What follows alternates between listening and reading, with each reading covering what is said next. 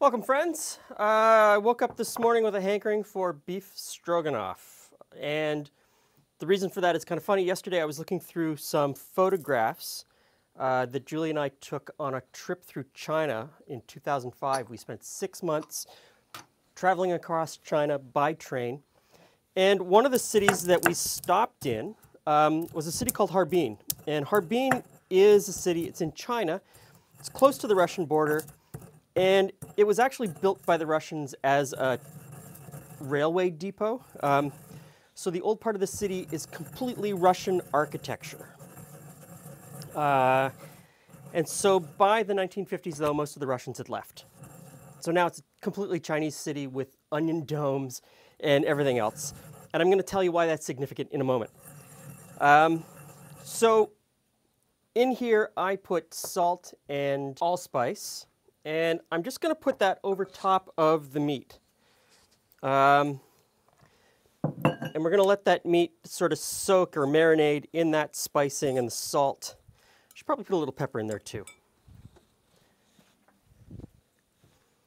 While I prep the rest of the dish.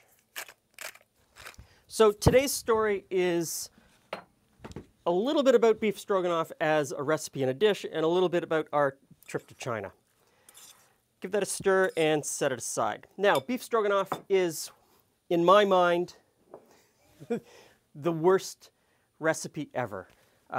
It's credited to be invented by a French chef working in Siberia for a family called the Stroganoffs.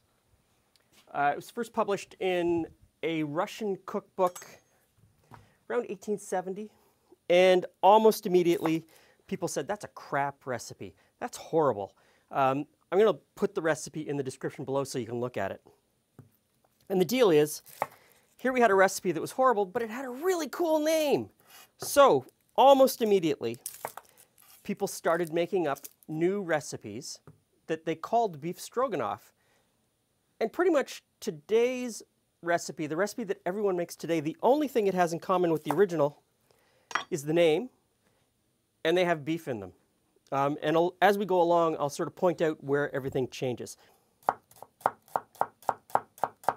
Slice up the onions. And interestingly enough, onions, not in the original recipe. They start showing up, 10 or 15 years later. Next up, mushrooms. Mushrooms are closely tied to this recipe, not in the original recipe. And along the way, mushrooms have been added. In the 1950s, people used cream of mushroom soup for just about everything. And I love cream of mushroom soup, so I have no problem with that. But today I'm going to use fresh mushrooms.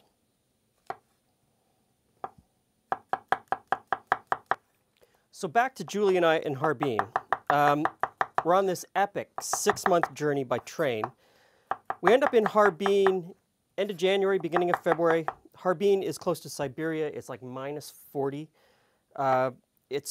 They're having their winter ice festival. I'll throw up some pictures for you. And it was just amazing to be outside, these giant ice sculptures. And the architecture was just incredible, really incredible. So we end up in a restaurant, and it's a Russian restaurant in a Chinese city in a building with an onion dome. Really kind of cool. Everything's written in Chinese or Cyrillic. And at that point, really what I had learned along the way to get us through, Julie had tried to learn Mandarin. She did really well with it. I could read certain words, and I pointed to the menu and said, I'll have this one, because I recognized beef. And what arrived was beef stroganoff. And I got to tell you, up until that point in my life, that was the best beef stroganoff I had ever had. There was no cream of mushroom soup. There was no tomato in it. It was really clean and pure tasting. It was just amazing. And I've tried ever since to kind of get back to that moment. Another great thing is they served it with what were essentially McDonald's French fries. Fantastic. Fantastic over McDonald's French fries. And a teapot filled with bubbling, boiling hot Coca-Cola. And there's an experience for you. So I'll finish cutting up these mushrooms and we'll move on.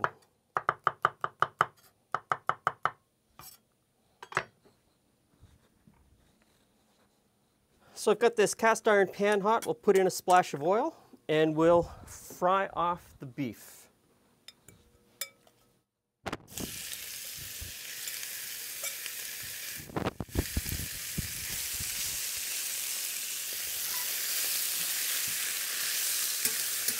So I haven't really spoken about the beef yet. I have no clue what they used in Harbin. The original recipe is pretty vague, and most recipes today just call for chuck or stewing beef. And I see recipes that say to slice it thinly. I see some that say to make it into little cubes. There are even recipes where they call for ground beef. And you know what? Because this recipe is a non-recipe, I mean, it's all fun and games. It's all fair. I think you could do whatever you wanted with this dish. As long as there's beef in it, you can call it stroganoff. So that beef is done. We're going to pull it out and set it aside in this bowl while we cook the rest. Built up a great fond in the bottom of that pan. So in goes some butter, and we'll melt that off. Maybe turn the heat down just a tad. And in with that butter go the onions and the mushrooms.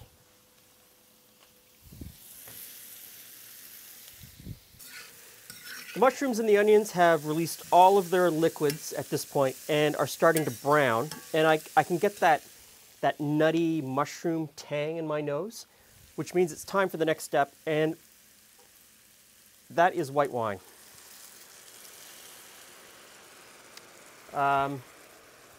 Not in the original recipe, but white wine did start to show up maybe in the 1930s. So did Madeira and port. Those were used. As you get into the 1950s, people started using red wine. And as you get into the 1960s, it was brandy or cognac, and people would flambe it. I just don't get where that adds the flavor. You really want the wine, you want the acid tang from the wine to release all of the other umami flavors going on here. So we'll reduce this by about 2/3 and then we'll move on. I see you eyeing that loaf of bread on the back counter. Not yet, it's coming soon. So this is thickened up nicely. Now we're gonna add some flour. Pour that in and stir it in and just cook the flour. You wanna cook the flavor out, and this is gonna help thicken the sauce in a moment. Now, some beef stock. If you don't have homemade beef stock, use chicken stock. Chicken stock probably tastes better than purchased beef stock. That's my opinion. Put that in. Turn the heat down now to sort of a medium-low. And that should thicken up nicely into a sauce. Now, hot mustard. Hot mustard was one of the ingredients in the original recipe, and it's one that makes an appearance every once in a while in modern day recipes. I'm going to put it in because I really like the flavor of hot mustard. I like what it brings to a dish. I like what it releases in other flavors. I think it really adds something to this. So we stir that in. What we've got here now is a sauce that is quite nice. It's quite thick. If you want it a little thinner, add some more beef stock. You can adjust this to what you like. But first, you should add the next ingredient, or the final ingredient, and that's sour cream. Creme fraiche would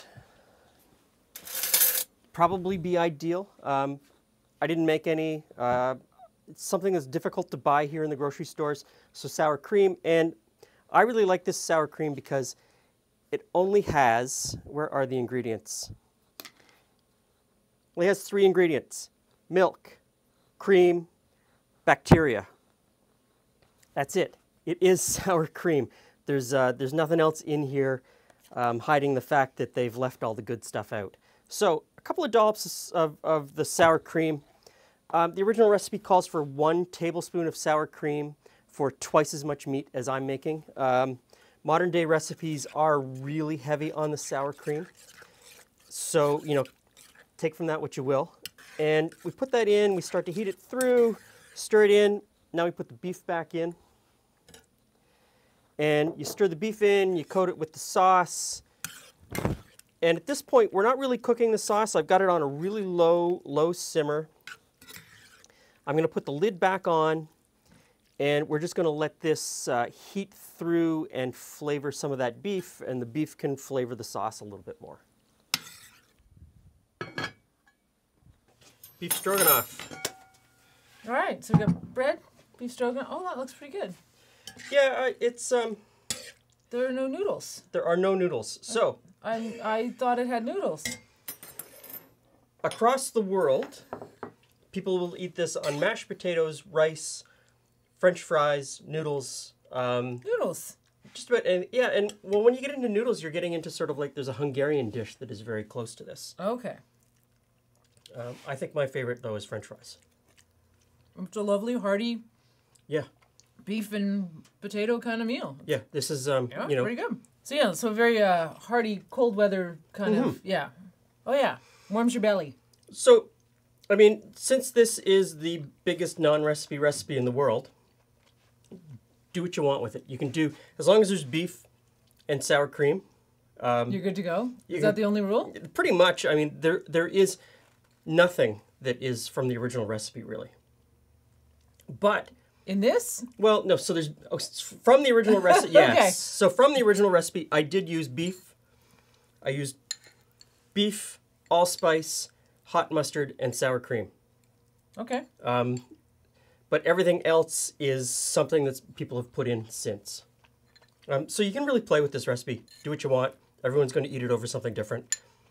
However you serve it, I think it's great. Make it warm. Yeah. Make it comforting. You're good to go. I'm going to have some bread with mine. Bread.